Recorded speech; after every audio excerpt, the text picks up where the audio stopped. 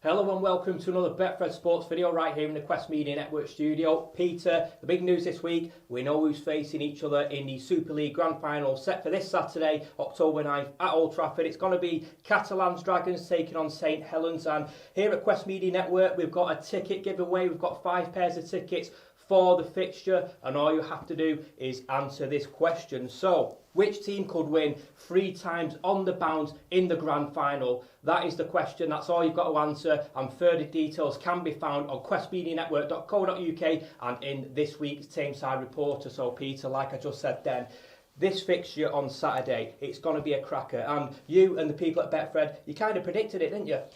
Well, these are. We're not brains of Britain, of course, but we do know what how the money speaks, and all indications were that these two would get in the final. St Helens, in particular, have done extremely well this season. They've already won the Challenge Cup, of course, and Catalans won the Shield, the Leaders' Shield. So they are the two outstanding teams. In fact, I'd go as far to say they're a little bit above the rest of the league. Yeah. And you saw that in the semi-finals, because not only did Catalans trounce Hull KR one step beyond for them, but then on Friday night we had an absolute massacre of Leeds, 36-8. I mean, it was like men against boys. St Helens were all over Leeds. All the big guns came out. They're all looking to make it into the lineup for the final, because competition is quite tough there. There's hardly any injuries at St Helens. Yeah. Regan Grace got the first try, played brilliantly. The veteran James Roby, the skipper, he got a try. Alex Walmsley played tremendously well. What a powerhouse he is. Lachlan Coots at the full-back position, he kept popping over all the conversions, so it was going to be it was a massive trouncing for St Helens. So we had the best two teams in the final. Absolutely. Now, there's 5 days until that grand final, so things can change, injuries can happen, but at the moment, Peter, what are the odds looking like? Well, St Helens, with their pedigree of playing in finals, are 2-5 to win this game, so their odds on. Catalans 13-5. And then Regan Grace, who I mentioned before, he's 8-1 to be the first try scorer. He's a real speed merchant, he is. Tom Davis for Catalans, he's 12-1 to be the first scorer, should Catalans get off on a flying start. Excellent stuff. And from a personal point of view, completely impartial, who are you tipping for this one? Well, on paper it's St Helens, because if you look at their squad, they're stronger in virtually every department than Catalans. And I often think, well, if you put the two teams next to each other, who'd make the joint team? And I think that St Helens would probably get about 7 or 8 players into that 13-man starting 13. Brilliant stuff. So we'll move into the football action now, because last weekend we had Premier League fixtures. Peter, on Sunday at Anfield, probably the best game of the weekend. It ended Liverpool 2, Manchester City 2. Liverpool very fortunate not to lose that game, because, let's face it, James Milner should have been sent off. Well, he certainly would have done. He would have done if I'd have been referee in that game. I mean, it was almost an assault. And it was kind of so obviously sending off. He almost landed on his head, Foden, didn't he? Yeah. It was incredible. He's lucky to have escaped without serious injury there. I just can't understand it. It must be something to do with that intimidating atmosphere at Anfield. And having to send off one of the heroes of the team. But it definitely should have been red. It wouldn't have been a yellow. I couldn't believe it. Of course, if it had been a yellow, then he would have been off, wouldn't he? Yeah, and I mean, I was going to say, if Milner's sent off, does that sway it in City's favour? Did he easily go on to win that game, do you think?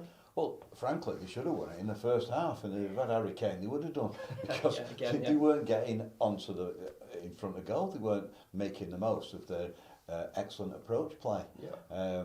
So they do need a centre forward if they're going to win tight games like that. Liverpool came out all guns blazing. Salah scores that wonder goal. Yeah. I mean, Betfred odds now for Salah to be the top goal scorer after that performance. He's now favourite, 5-2. He's ahead of Ronaldo. He probably will take the penalties should United get one soon.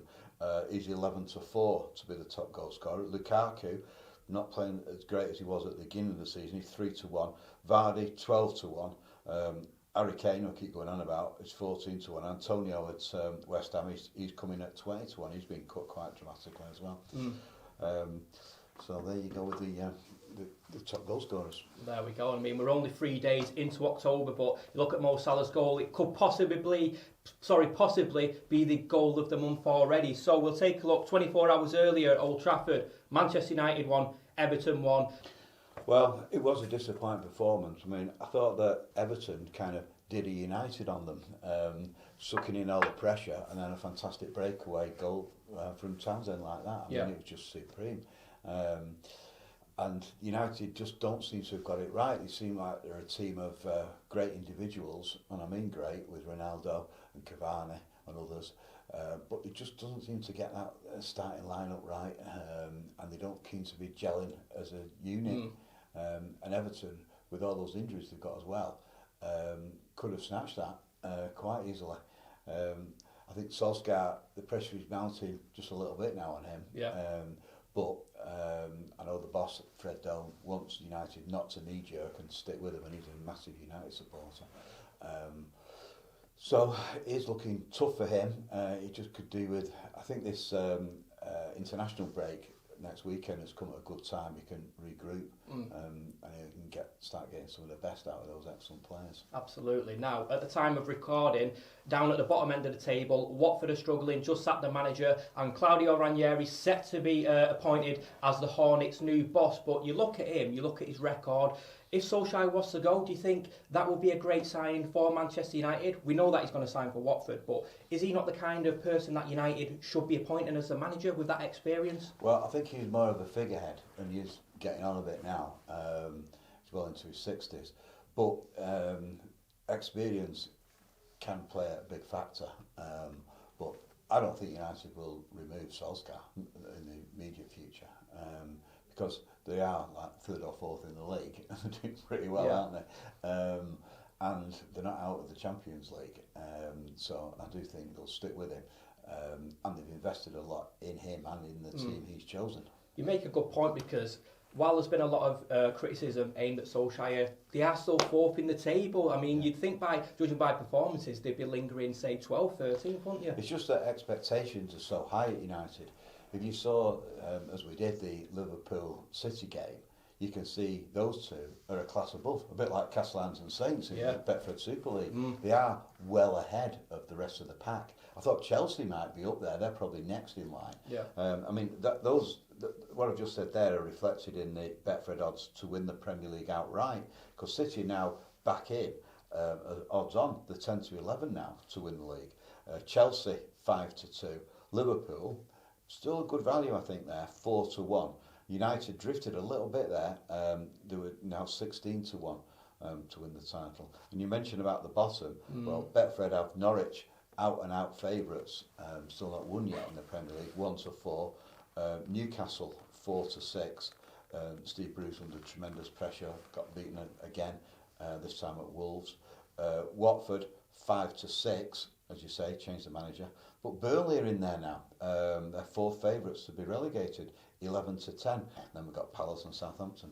I mean, these are the kind of clubs that, before the season begins, you expect to be lingering near the bottom of the table. Norwich, they're a bit of a yo-yo club, aren't they? And the board of directors, the owners there, they seem to be happy with them yo-yoing from the Premier League to the Championship, taking that money, rebuilding. Do you think that's a sustainable model for a club like that, or should they have bigger ambitions?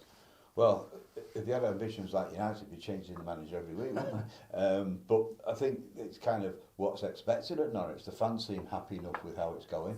They're getting a season of Premier League football, and they go back down and they win it again. So they seem quite happy over in East Anglia about that. But it certainly won't work around here, would it? No, it certainly wouldn't. I mean, a lot of pressure, like you said, on Ole Gunnar Solskjaer. But just to recap, at the weekend, on Sunday at Anfield, it ended Liverpool 2, Manchester City 2, and then 24 hours earlier at Old Trafford, it was Manchester United 1, Everton 1. Now, like I said at the start of this video, Quest Media Network, in collaboration with Betfred, have got 5 pairs of tickets for Saturday's Super League Grand Final. And all you've got to do is answer this question: which team team could potentially win the Super League Grand Final 3 times on the bounce. If you do want to enter that competition, further details can be found on questmedianetwork.co.uk, or further details will also be revealed in this week's Tameside Reporter. Peter, been great speaking to you, and we'll see you on Friday. Yeah, looking forward to it.